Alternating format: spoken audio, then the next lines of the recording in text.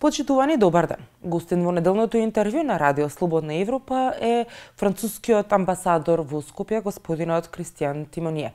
Амбасадоре, жолтите елици ја ставија Франција пред голем предизвик и во центарот на светското внимание.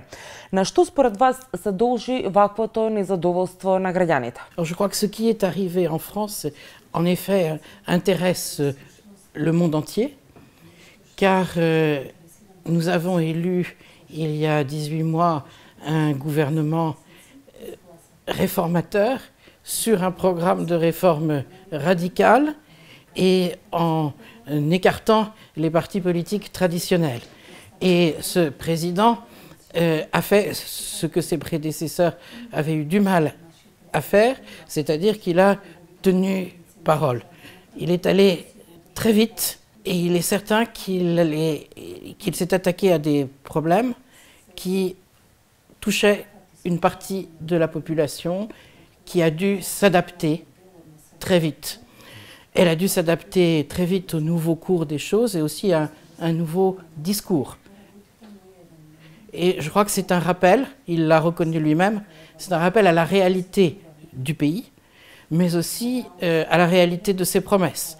Et il a dit qu'il allait les tenir, puisque son idée était à un niveau mondial que la France soit présente dans la redéfinition de la transition écologique comme éclaireur. Dans le second point, dans la reconstruction européenne, car il est clair que nous ne pouvons pas fonctionner ainsi pour accueillir de nouveaux États. Et le troisième point, bien sûr, au niveau de la société française, pour y créer plus d'égalité réelle, car nous sommes une société relativement égale comparée à d'autres, mais c'est une société où la mobilité sociale est plus faible que chez d'autres. Donc je crois que le président s'est trouvé face à tous ces défis. Il a encore la moitié de son quinquennat pour y répondre, dans un contexte international très difficile, et aussi dans un contexte interne, les attentats nous l'ont rappelé, mais je crois que sa détermination est intacte parce qu'elle correspond aussi à une demande de la société française et c'est la demande sur laquelle il a été élu. Франција не е голем поборник на понатамошно проширување на Европската унија без претходно реформи во самата Европска унија. Мислите ли дека ваквите ставови делуваат разочарувачки за земјите кандидатки за членство во Европската унија, како Македонија, например? Alors, je ne pense pas qu'il y ait de contradiction profonde. Il est sûr qu'il faut absolument que cette reconstruction se fasse. Nous avons beaucoup de mal à fonctionner à 27. On essaye d'inventer de nouvelles voies. Il y a eu des décisions qui ont été prises récemment au niveau de l'Eurogroupe. Il y a des décisions qui ont été prises dans les niveaux militaires. L'Europe invente des nouvelles formes de coopération, des nouvelles formes de pouvoir, des nouvelles formes aussi de souveraineté. Et elle travaillera certainement par agrégation successive de ceux qui, peu à peu, partageront le même but. Et ceci, il faut donner bien sûr du temps aux pays candidats pour le mettre bien sûr en place, et sur l'aspect juridique, elle aura toute l'aide de l'Union européenne, cette nouvelle Europe. Mais la question des valeurs, la question de la culture politique, la façon d'être citoyen, ça sera entre les mains de ces pays. Et donc il faut se garder, je crois, là d'une approche trop technocratique. Il faut qu'il y ait un vrai esprit de réforme qui se crée et non pas seulement une addition de chapitres cochés. Во тој контекст, како го оценувате досегашниот реформски процес во земјава? Alors je dois vous dire sur un aspect essentiel qui est celui de l'alternance. En 2016, quelque chose d'essentiel est arrivé. C'est un autre esprit. Moi, je suis arrivé ici pendant cette année-là et je garde en tête ce climat d'une lourdeur presque insupportables, ces témoignages de pression. On parle du domaine du journalisme, des ONG, et l'impression que même les personnes les plus éclairées de la majorité en place ne supportaient plus leur propre système. Donc de ce point de vue-là, il y a une rupture auquel il faut rendre hommage et ne pas l'oublier trop vite. Après, la question c'est de passer de l'alternance qui était absolument nécessaire à la transformation. Il est sûr qu'il y a un catalogue de manœuvres, de points qui sont tout à fait importants, mais il existe depuis longtemps les excellentes dispositions prévues ou demandées par M. Pribet, le travail très fort de la Commission, tout ceci est excellent. Alors bien sûr, du temps a été perdu, en particulier dans la réforme de la justice. L'idée de justement consulter un peu tout le monde, de rompre avec l'ancien système, n'était pas forcément la plus efficace. Et on peut comprendre qu'il y a eu une certaine déception en juin dernier, parce que tout n'était pas aussi rapide, et surtout les agendas, comme l'agenda 369, étaient excellemment conçus, mais d'une très très grande ambition. Aujourd'hui, on a l'agenda 18. On verra ce qui pourra en sortir.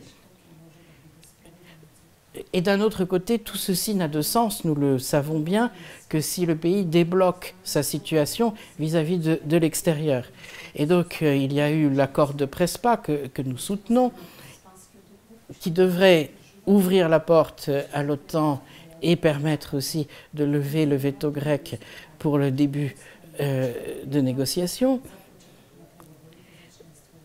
Mais il reste beaucoup à faire pour que ces agendas ambitieux entrent dans la réalité. Il suffit de parler avec n'importe quel Macédonien et il vous parlera plus facilement de ses déceptions que des réussites qu'il constate sur le terrain. Donc il est évident qu'il y a du retard qui a été pris, mais c'est aussi à l'ensemble de la société de se réveiller et à l'ensemble des partis au Parlement. Moi, je plaide sans cesse, je plaidais encore ce matin auprès d'un député de l'opposition, entrez dans le processus, enrichissez le processus et donnez-nous l'impression que le socle dont je vous parlais, ce socle, cette volonté populaire, cette volonté de changer, de rompre avec un système de pouvoir dans lequel les partis sont les distributeurs de faveurs, et de rompre aussi avec un système où, comme on dit un proverbe d'un autre pays des Balkans, une victoire dont on revient sans mouton n'est pas une victoire. Kada забележувате затајување во европската реформска агенда на Македонија? Alors, je crois que ce qui apparaît le plus, c'est certainement dans le domaine de la justice, où c'était le plus attendu. Et je pense qu'il y a aussi un deuxième point qui quand même pose beaucoup de questions, qui est celui de la départisation. L'impression que l'alternance s'est faite sous des formes qui ressemblaient beaucoup à celles du passé. Il y avait certainement certaines raisons, car à la partisation du passé répondait un changement de personnel administratif, mais s'est-il fait sous le seul sceau de la compétence et de la capacité? La question est ouverte. Ја спомнавте департизацијата како проблем. Се сомневате ли во нова партизација на администрацијата? Clairement, oui. Што мислите за помирувањето кое што се договара во собранието како закон за амнестија? Што ќе донесе тоа? Alors d'abord, la France souhaite une chose pour ce pays, c'est la stabilité, et la stabilité dans le droit. Alors il lui revient de créer sa stabilité dans son droit.